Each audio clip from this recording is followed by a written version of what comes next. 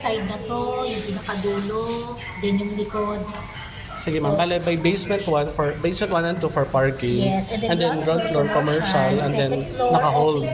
office space talaga siya pero naka-hold sa inventory. And then third to to 8 may kasamang parking, residential and parking. Okay. Then from 9 to 46, pure residential units. Okay. So studio and 1 bedroom lang ang meron. Then ang mga 1 bedroom natin nasa mga end units Ito. lang. So no 2 bedroom. Studio Walang and 2 bedroom, studio lang and 1. Ito facing EDSA, then Samson University. Samson and This Mayor one. Ignacio. Ito yung dito, ito yes. yan. Okay. Yung likod natin is facing San Juan kapag nasa high level ka. Okay. Kasi medyo may may blockings na building dito sa likod. So pagdating ng mga 20, medyo na siya, maliwalas na. Tara 06 Okay. So, ito na yung model house, model unit ng studio.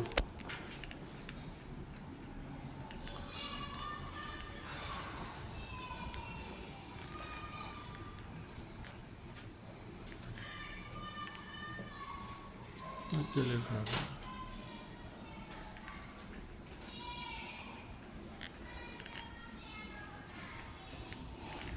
Simple lang talaga, no? Okay. Ay sorry, wala kasing ilaw talaga. Okay lang. So yung model unit lang natin yung may ilaw. So, ito yung deliverable for 1 bedroom. Ito na talaga siya, no? Yes, so parang may nakitit lang na dalawang Studio. Ay, paano pala yun? In case pwedeng mag-avail ng tandem, magkatabi yung studio. Magkatabi, may bat kasi. Batable. Actually, kahit hindi nga daw magkatabi, basta same owner, dalawang user sa floor, may bat na. Napansin ba? Huwag kayo pamahalan.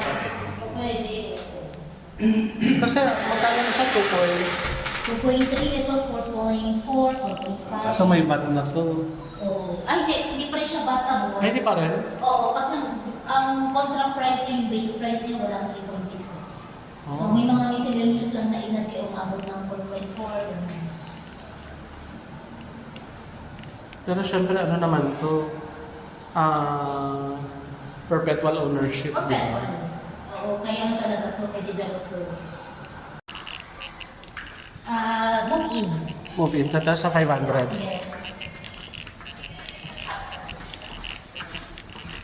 Sama na So to. tandaan na lang sir yung mga nito.